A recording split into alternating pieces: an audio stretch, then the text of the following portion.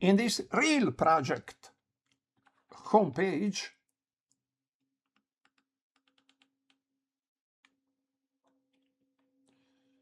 responsive, head section is like this one. Explanation: head, open head closed, opening and closing head tags. Meta charset defines the character encoding for the HTML document.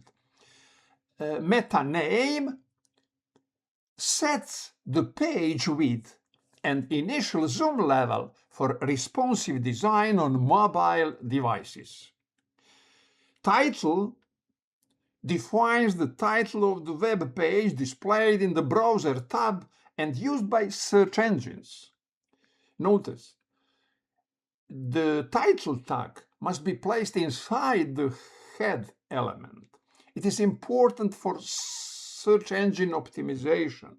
Each page should have a unique title. Link rel links an external CSS file to the HTML document. Notice, it must be placed inside the head element. The real stylesheet attributes defines the relationship. The href attribute specifies the path to the CSS file.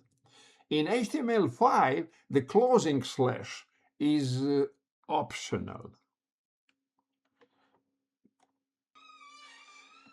Thank you for watching.